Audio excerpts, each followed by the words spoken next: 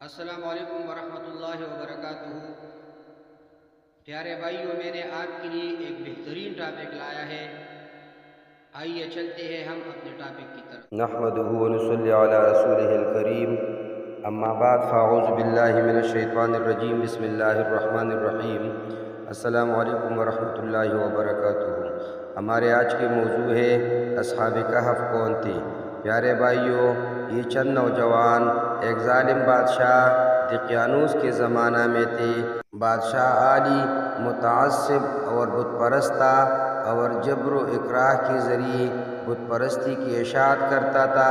ان نوجوانوں نے سچا دین قبول کر لیا تھا۔ ان نوجوانوں کا تعلق اونچے گھرانوں اور امائدین سلطنت سے تھا۔ حق تعالی نے ان کو ایمان کی دولت سے نوازا تھا۔ یہ نوجوان کس مذہب پر تھے، اس میں علماء کا اختلاف ہے۔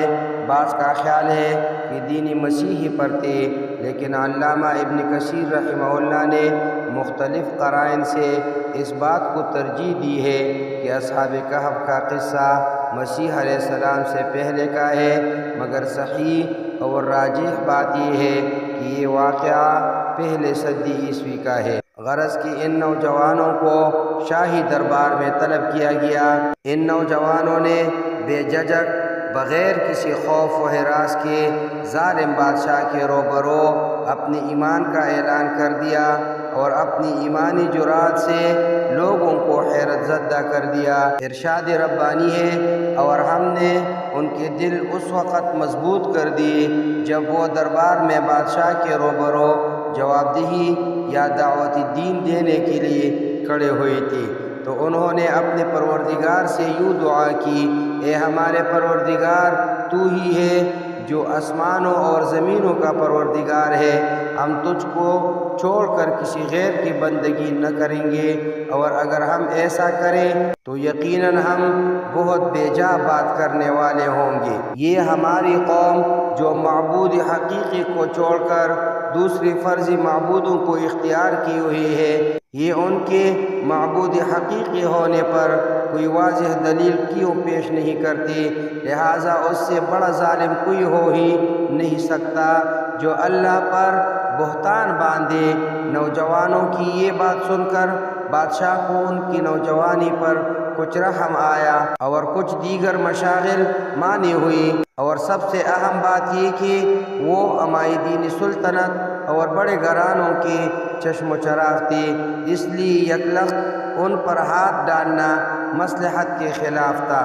اس لیے ان کو چند روز کی مہلت دے دی تاکہ وہ اپنے معاملہ میں غور کر لے۔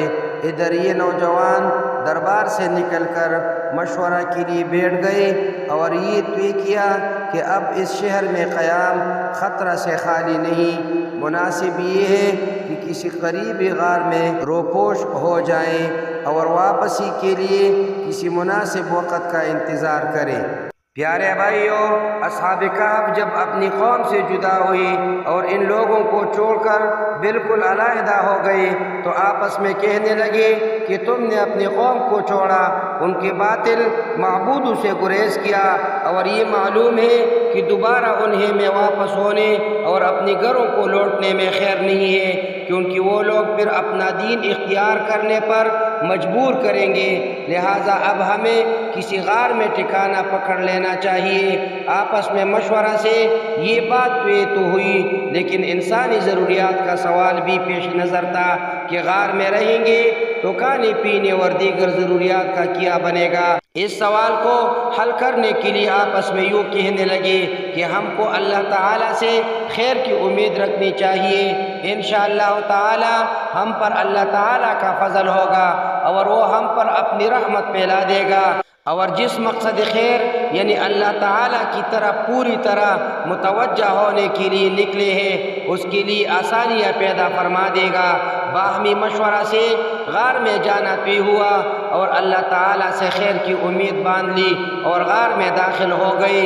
غار میں داخل ہونے کے بعد ان پر نیند کا غلبہ ہو گیا اور وہ سو گئے۔ پیارے بھائیوں، قرآن مجید میں اصحاب کہف کی حالت کا بیان فرمایا ہے، جو غار میں داخل ہونے کے بعد پیش آئی۔ یہ لوگ غار کے اندر ایک کشادہ جگہ میں پہنچ کر لیٹ گئے۔